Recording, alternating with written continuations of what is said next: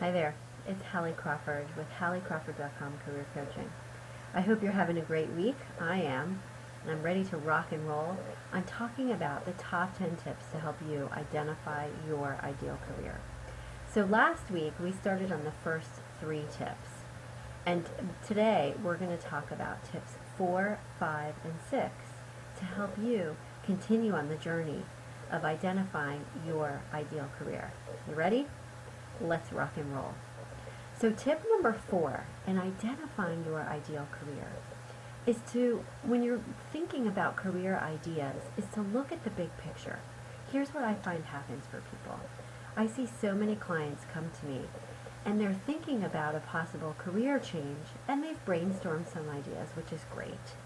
But they tend to look at only 1 or 2 factors when they're considering their career path.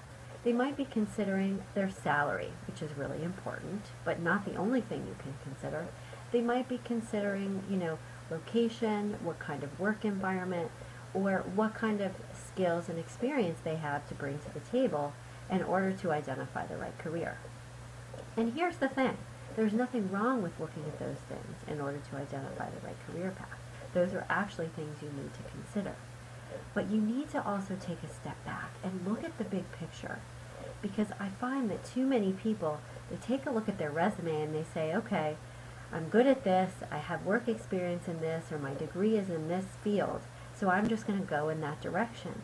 And they forget to think about, would I really be fulfilled by this job? Would I really enjoy it and want to get out of bed in the morning to go to work every day? They forget things like that. So what I always tell people is look at the big picture. Don't get caught up in only looking at 1 or 2 criteria to identify your ideal career. Look at several of them. In my ideal career program, I actually have 8 things, 8 different things that people need to consider in order to identify their ideal career. And that all of those 8 things are part of my career model. It's very comprehensive and holistic.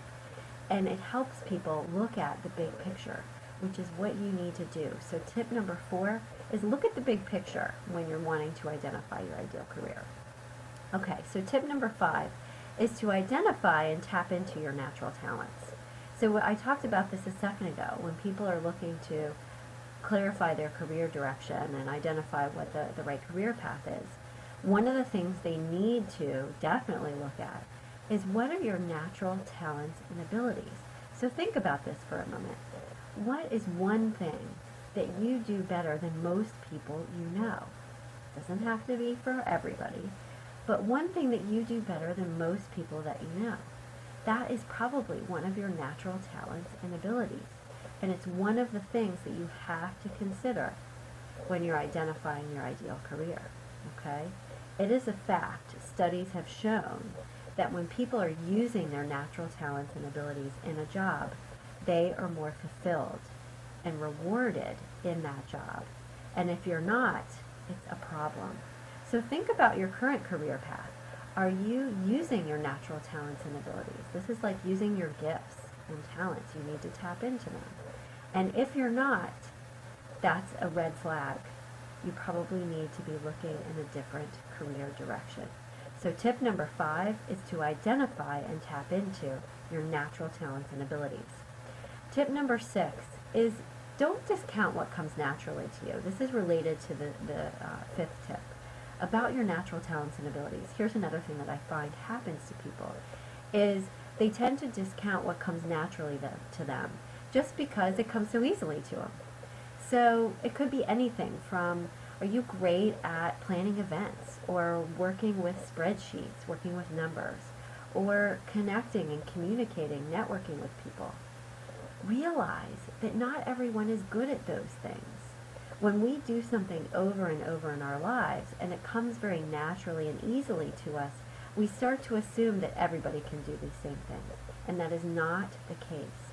You have to be careful about discounting what comes naturally to you and realize that these are actually things that you need to highlight on your resume, mention in an interview, and consider when you're identifying your ideal career.